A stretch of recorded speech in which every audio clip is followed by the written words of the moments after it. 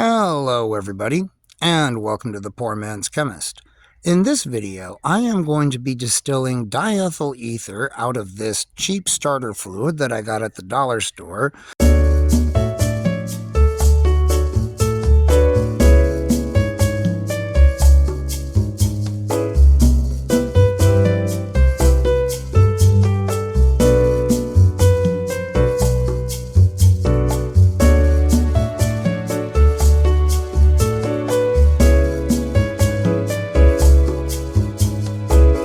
Because I need some ether in order to recrystallize some of the uranyl nitrate that I made in a previous video in order to get the anhydrous variety. Why do I want anhydrous uranyl nitrate? Well, according to atomistry, when you heat it up, it will go pop.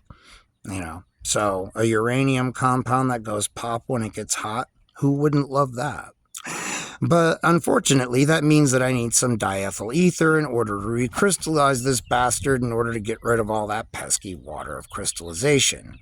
The basic plan being that we would just dissolve the uranyl nitrate in water and just extract it out into ether, dry that ether solution, let the ether evaporate away like evil pixie dust into the wind, and that leaves us with our nice, pretty anhydrous uranyl nitrate. Very simple, very straightforward. Now, I have chosen to get ether from starter fluid rather than trying to synthesize it because, one, this is just much easier, but two, it is also safer. Because so long as the ether is in this can, it is not getting exposed to air, it is not forming those pesky ether peroxides, so there is no chance that it's going to, blow up when it gets unhappy if it sits in storage for a very long time. That makes this a particularly safe way to store ether, and I really do like that. It gives you a lot of control over it.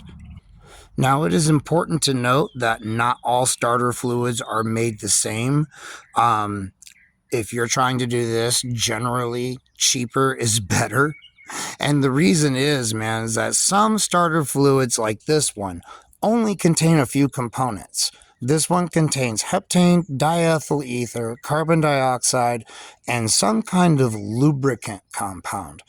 I'm not really sure what it is, but by percentage, it's what this stuff contains the least of. And we just hope it's going to be left behind when we distill out our ether. Now, there are other varieties of starter fluid that are a fucking witch's brew of all kinds of shit. These are to be avoided. Number one, they probably don't contain a whole lot of diethyl ether. And number two, you would have to use like a fractional distillation in order to separate it out from everything else. It would be a grade A pain in the ass. Now, a very easy way to tell which ones are useful for this versus which ones aren't is simply to check the product SDS. So you open up the internet browser on your phone or whatever, and then you type in SDS and the product name and you hit enter, and then words pop up on the screen and you click the link and oh look, it tells you exactly what's in the product. It gives you a range of concentrations because obviously the exact formulation of the product is a trade secret, so they won't go that far, but they will give you a range of percentages so that you have a rough idea of how much of what the product contains. So this is a very quick and easy way to tell whether or not the product that you're looking at is worth you fooling with or not. Another thing to note is that the heptane that this stuff contains is also a useful hydrocarbon solvent. Heptane, in my opinion, I would say it's about as flammable as gasoline. Contained about the same way, it's relatively safe. And like I said, it is a useful hydrocarbon solvent. So after you distill out the ether, I wouldn't throw it away. I would just keep going and distill out the heptane too. Obviously, switching receivers so that your heptane doesn't mix with your ether, because so far as I know they are miscible with each other in all proportions. Now, I'm not gonna lie, I really don't like doing this. I'm not terribly crazy about working with ether at the best of times. And I mean, let's think about that for a moment. The guy that will work with thallium, mercury, uranium, cyanide without a second thought hesitates when it comes to diethyl ether. It is an extremely useful solvent, but it also comes with some dangers that a lot of other solvents also come with. It's just not, they tend to be a bit more patient and tolerant than diethyl ether is, which seems to be just waiting for an excuse to go absolutely fucking ballistic. Ether has a low boiling point, so an ether fire is kind of nightmarish because it does not take a lot for this stuff to start boiling. Also, it does not take a lot for it to actually ignite. Ether does not require a spark or an open flame to ignite. All it needs is a solid object that's at, or really, I guess anything, that's at a temperature of about 160 degrees Celsius or higher. That's the auto ignition temperature of diethyl ether. So the hot plate that you're using to distill it really should not be, it should be significantly below 160 C so that it is not hot enough to simply ignite any ether vapor that happens to escape your apparatus. Yes, ideally, I would just be using a hot water bath to heat this shit up, but I've tried fooling with this. This is part of the problem that I had last weekend. The stir bar will not stir if I put something under this, at least not well, not reliably. And that brings us to our next point once I get the dogs to stop barking. Must you? Is this really necessary? You want to make sure that this stuff stirs continuously through the whole process. And the reason is you do not want this stuff to start bumping or flash boiling. That would be bad, right? And since ether has such a low boiling point, that would not be difficult to achieve. I suspect that something like that might be why like meth labs blow up, because I think they use ether to either crystallize the freebase methamphetamine, or they're using it to make like the hydrochloride salt in the same way you would with cocaine. Like you take the freebase, you dissolve it in diethyl ether, and then you bubble anhydrous hydrogen chloride gas that you can generate through the interaction of concentrated sulfuric acid and regular old sodium chloride. And then the gas bubbles up through the ether. It reacts with the organic freebase, converting it to the organic hydrochloride salt, which isn't soluble in ether, and so it crystallizes out. Yeah, I think that must be what they're doing, and somehow they managed to fuck this up. I mean, like, for real. God damn. I don't know. Bar's pretty low when it comes to these people. Anywho, so yeah, you don't want to be like some tweaker and accidentally set yourself on fire or blow yourself up, because you um, didn't understand how boiling organic solvents works, or really boiling anything in a distillation. You either have to have like boiling stones in there, which increases the surface area for bubble generation, or it has to be kept in constant motion, or both. One thing that really concerns me too is I don't have so much as a fucking garden hose at this house. Seriously, there is no spigot for a goddamn garden hose. I tell you what, man. Are trailer trash really so bad that you can't even trust them to have a fucking water spigot on the outside of the house? Jesus Christ. Anyway, so what I've got is basically every large container that I own full of water just to deal with an emergency should one happen. Like I said, I don't like doing this. It really makes me nervous. And safety has got to be your number one concern when you are fooling with this stuff. Because, I mean, it's not hard to make it angry. Anyways, as I said before, we are going to go for a very careful, simple distillation here. And the reason that I'm doing that is because in a fractional distillation, you actually have to heat the fractionating column up to the boiling point of the solvent that you're wanting to extract. In this case, ether's 34.6 degrees Celsius. But, I mean, these things cool off. It's a windy day today. That would mean heating the mixture up considerably. I mean, that we would have to get it pretty warm, and that makes me nervous because, again, I am trying to do this in a place where I don't feel like I really have adequate safety shit. But we're going to soldier on and do this in a very small amounts at any given time. Like, I'm not doing this entire can at once because that would just be madness. We want to be smart about this so that, if a worst case scenario does happen, it is something that we can control. Now, the first thing that we've got to do, obviously, is get it out of the can. I usually spray it into this because it just has a wider opening and it's easier to deal with. I really hope that's in the shot. Oh, one bad thing about this is that, of course, you get a lot of vapor coming off of it, which is a real bitch, man. And you might think, oh, it's great. No, it ain't great, man. It really isn't. It's kind of overpowering. But as you can see, it is just a clear liquid. Really not much to look at.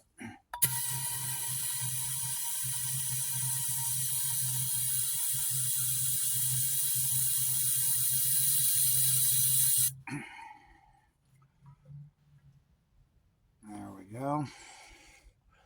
So let's go put that in our distillation apparatus and see what it gets us.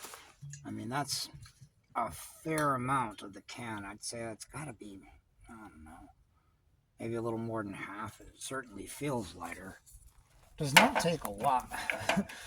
A long time for this to spray out. All right.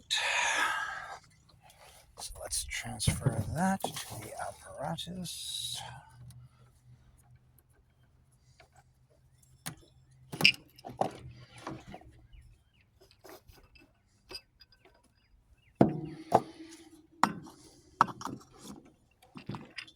I really hope all this is showing up. Is it showing up?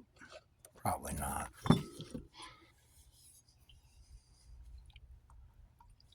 Let's see. How much does that give us here? We do not want this thing anywhere approaching full. We want to make sure that there's a good bit of room in there. We can maybe do a little bit more, I think. Not much.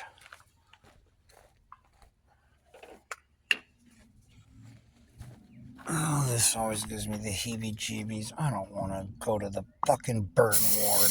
I really don't. I mean, I miss morphine, but not that much. All right.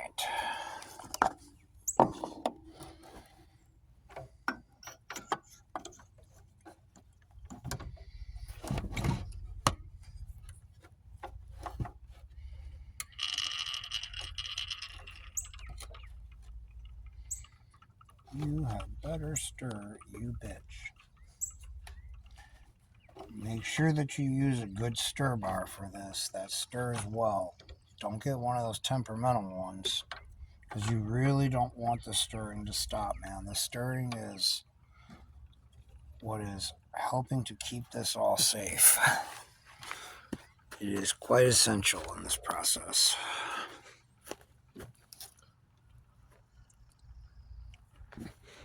And as you can see, we have employed the redneck universal clamp here because the piece of chipboard that I'm using has begun to warp significantly. This actually was leaning over at a pretty decent angle this morning. But I mean, in the interest of safety, I used 2 pieces of string and wrapped it around 3 different chain links in the fence. Ah, yes, the good old redneck universal clamp string. Now we've got the redneck universal clamp, we've got the redneck rotovap, and the redneck respirator. I tell you what, we're just inventing all kinds of shit here on this channel. All right. So now we want to turn our heat on low. We do not want it on high. We want to make sure our stirring is good. And although there is already water in the condenser, it is essential to add ice to that. This is not one of those distillations where it's really optional. You really do want the condensing water to be as cold as you can reasonably get it. I mean, ice water is quite sufficient.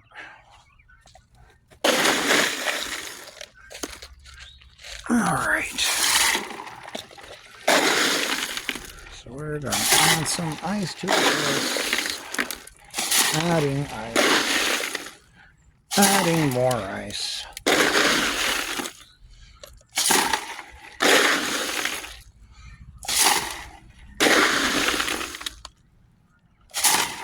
All right.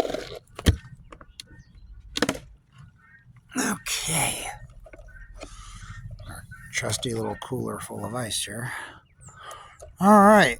Now, there's not much to do except wait for something to happen. And just in case the wind fails us, we have, yes, the redneck fume hood. There's number 4. Well, I mean, hey, it will blow the vapor away from this and help to disperse it. So there really is a method to the madness here, people. It's amazing what you can do with very little money. Okay, people, so we are finally, I know it's very hard to see because it's, oh shit, right there on the thermometer, but we have hit the boiling point of ether and maybe exceeded it a little. That's a little concerning. Turn the heat down a little bit, but we should be getting distillate here shortly, I would think. As an added safety precaution, I put a hose at the end of this thing to draw off the vapor down to here where it can be dispersed. And we're going to hope that that actually works.